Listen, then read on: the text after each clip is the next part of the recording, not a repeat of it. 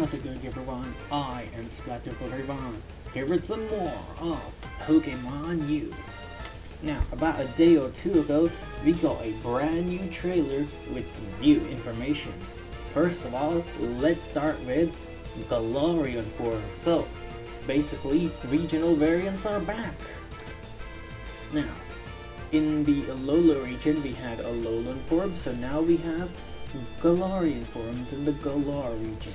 So starting off with our first Galarian form, we have Galarian Weezing, which, yes, as you can see, like it has, it's a different color. It has a top hat chimney looking thing with a bunch of white smoke coming out of it, and then its normal smoke has turned green. It's very strange. As you can see, it's a poison fairy type, which I sort of get, but at the same time sort of don't. I'll get to that later when we read its description. Here's its type, anyway, and its ability here is listed as levitate / question mark, which is strange, and that's not because it has only one ability, being levitate. No, for other Pokemon they just list one ability if they only have one ability, which we'll see eventually. But here they say levitate and question mark, so I don't know, maybe they don't want to reveal its other ability yet, whatever that may be. Now, let's look at these descriptions. So, the left description, it emits purifying air from the tops of its heads. So basically, regular Weezing it's a poison Pokemon. It has all those toxic clouds that's coming out of it. It's making the air worse. But this Weezing is apparently fairy type because it takes in that, it's the opposite really. It takes in that unclean air and it makes it clean through the top. That's what that white stuff is that's coming out of its top. And then, as you can see, it has like a mustache and beard thing. It's strange. I can see how some people might not like this. I could see, and I can also see how some people would totally like this. I mean, personally, it's kind of alright. I mean, like, I slightly, it's not like I don't like it, but it's like, it's slightly better than just okay for me, so it's good. It's fine. But, onto the next Galarian form, we have a Galarian Zigzagoon, which is very different.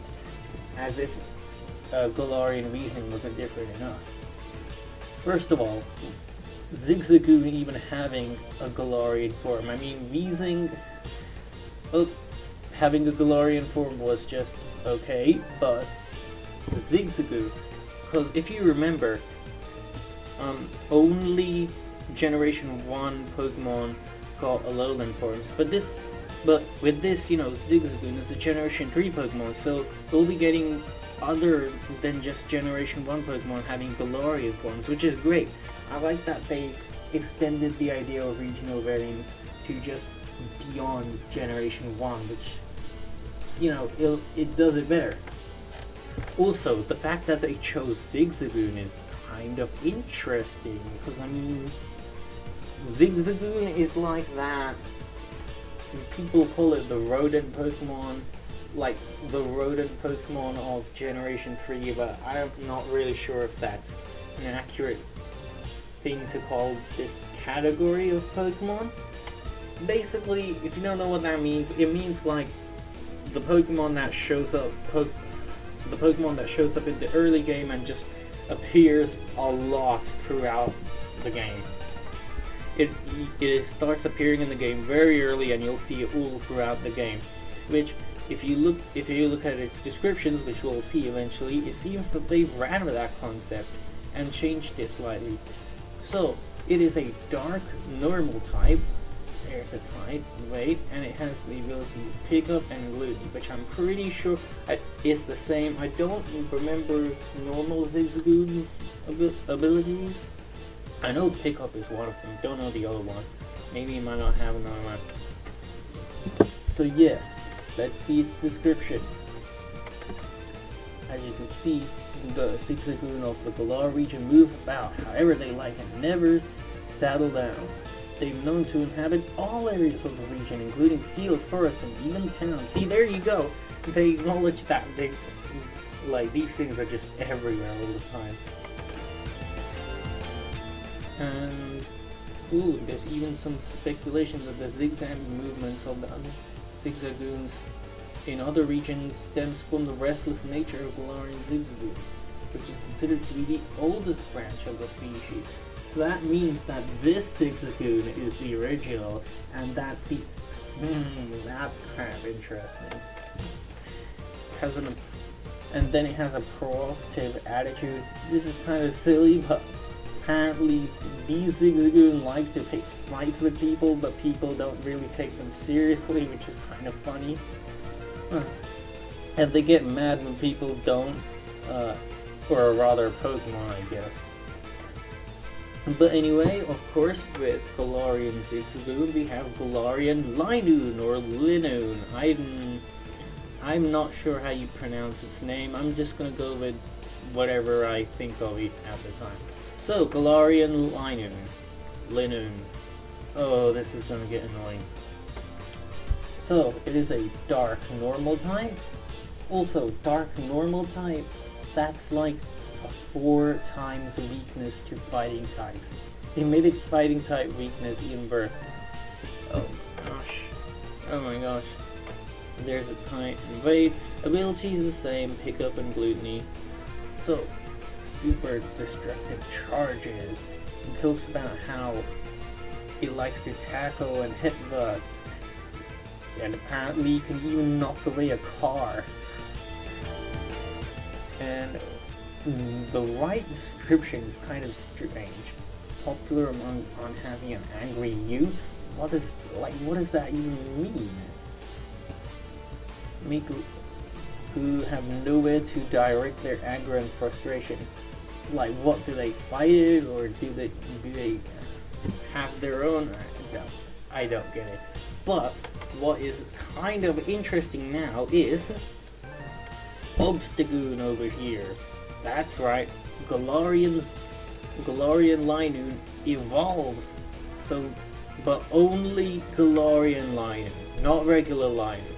So now, not only are we getting cross-gen evolutions back, because, well, I mean, no, it's been a while.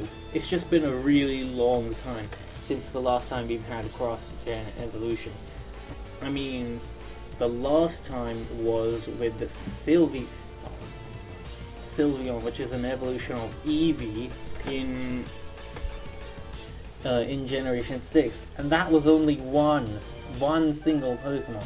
Other than that, the last time we've had them is since Generation 4, where we got a bunch of them. But now, not only is this another cross-gen evolution, but it's also specific to a specific form of the Pokemon, which is interesting. So that shows that regional variants can have exclusive evolutions. So Obstagoon, as you can see, clearly meaning obstacle and goon, or raccoon. That makes sense too. And I kind of don't like how it's standing up. It's not on all fours anymore.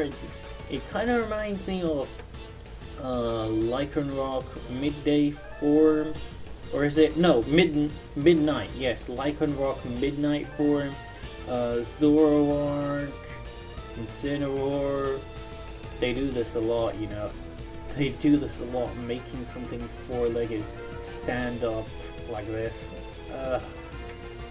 I'd rather they not do it all the time. But anyway, type is the same, dark normal. height, weight, there you go, and its abilities change to Reckless and Guts. Which, the Guts ability, you'll see it makes sense given these descriptions. Evolution spurred on by a harsh environment. Oh, the Linoon of the Galar region live in harsh conditions compared to those found in other regions, with fierce competition against others of their species. Their survival instincts have honed as a result, leading to their evolution into Obstagoon. It uses Obstruct before counterattacking. Though Obstagoon is extremely combative, it seems that it often doesn't launch a burst attack. So, it seems like Obstagoon is going to be heavily based around counterattack specifically. I wonder if they'll play into how it, how you use it in battle. That could be kind of interesting. So now we have a new Pokemon, Morpeko, and as you can see, full ability form, it has 2 forms, which I'm still not sure how it works though. Still not sure how it works. So yeah. Okay. And it is electric dark type, so I'm pretty sure that's the first electric dark type we have. I mean, also, in case it wasn't obvious, this is the obligatory Pikachu clone of this generation. So let's count them down. We had Pikachu, of course, first, and then we had, well, actually in Generation 2 we had Pichu. So I guess that doesn't count, really. Huh. In Generation 3 we had Plusle and Minun. We got 2 with the price of 1 because double battle. Generation 4 we had Pachirisu. Generation 5 Emolga. Generation 6 we had Dedenne. Generation 7 Togedemaru. And now we have Morpeko for Generation 8. So yep, here's another one. Height is there. There's the weight. And its ability is Hunger Switch. What does Hunger Switch do? It does, well, that. It changes its form into, I still can't believe this when I first read this, hangry form. Not hungry, not angry, hangry. Yep, they combined the word hungry and angry and hangry. Really. This is such a meme-like thing to do, to have a word like this. It's hilarious. But yeah, none of its type, height, weight, or ability change. Obviously, the ability won't change. But the type doesn't change. It's electric and dark still. But look, here's the description. So, this thing is apparently always hungry all the time, and Morpeko is constantly generating energy, and it always carries around a berry. And there on the right you see it gets pretty angry. And it also changes, the energy stored in its cheeks also changes from electric type to dark type. What does that mean? So will all its electric type moves turn into dark type moves? I'm not sure. That would be strange, but its ability doesn't mention anything about that. See, I still don't get how this Pokemon works with its ability. So here's the 2 descriptions for its, well, not 2 descriptions, just the description for its ability. Its ability, Hunger Switch, allows it to change form. Morpeko's ability, Hunger Switch, a new ability introduced in this title, causes Morpeko to change its appearance each turn. So it doesn't seem like, it's dependent on anything like its held item or whatever, maybe it's eaten a berry or whatever, and none of that seems to change its form. It seems to just switch between those forms every single turn. which, I don't think we've ever had anything like that. I mean, we've had similar stuff, but not like that. Oh, and it has its own signature move. I'm pretty sure Auroreel is its signature move, and its type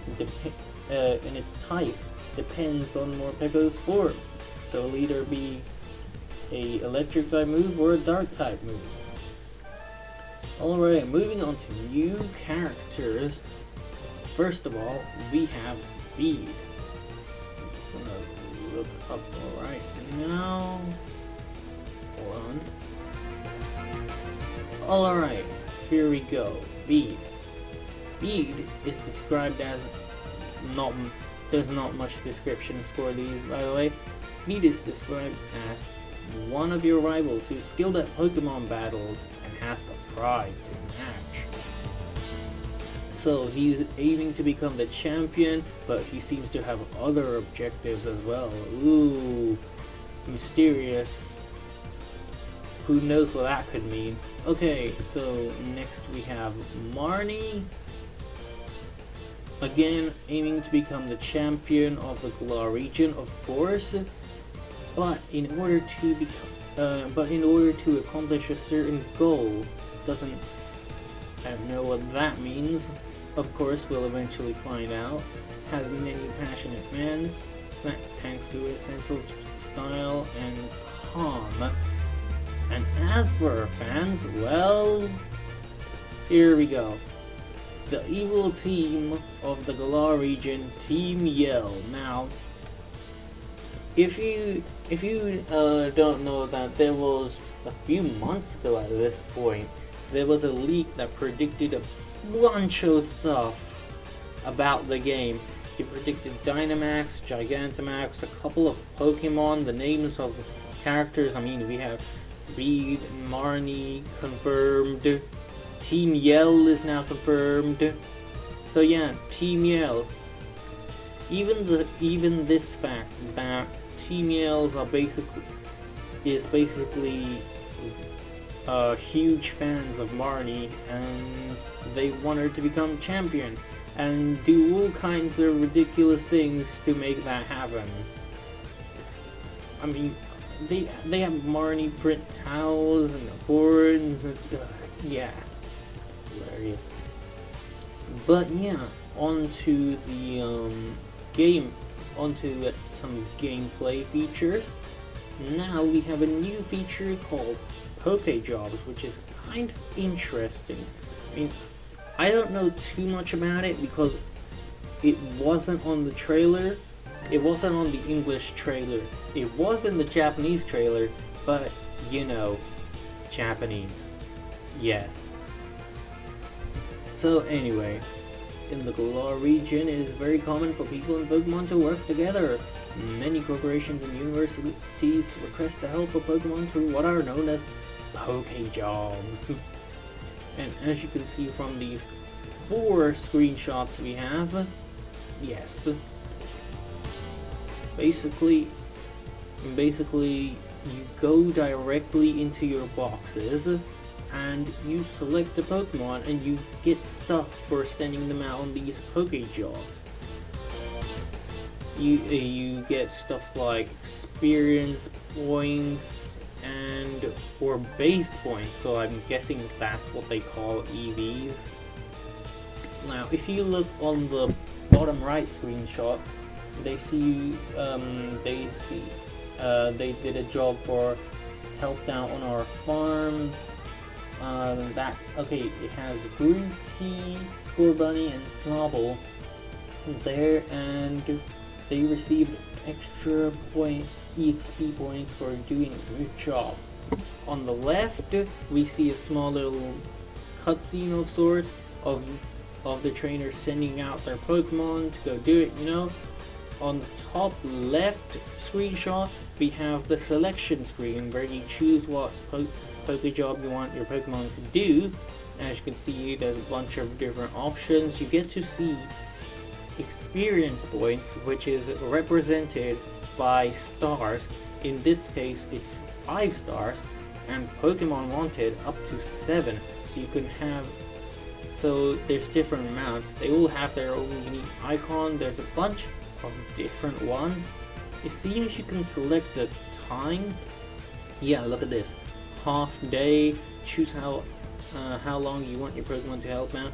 People are saying this is like Poképelago or something, which I know is a Generation 7 feature, but I didn't get around to doing that. What this reminds me of is the what's it called? In Super Smash Brothers Ultimate, there's those facilities that you can leave your spirits at in the spirits mode. And there's a gym, there's a dojos, and then there's places where you explore. Three places where you explore, and you can get items and experience points and SP and gold that way. So this reminds me of that. Yeah. But other than that, that's all that there is to see in this brand new info dump. So yeah, we got a bunch of new stuff. We got the Evo team, we got new characters, new Pokemon, and the Galar forums are now introduced. Also, regional evolutions are interesting. So yeah, this new info dump was pretty good, I'd say. Pretty good. Not the most interesting, but still pretty good. But yeah, this game's looking pretty good so far. I mean, other than not having all the Pokemon, but of course. But yeah, thanks for watching. Be sure to leave a like because they also the channel a lot. And be sure to subscribe for some more Pokemon news. Thanks for watching. Goodbye.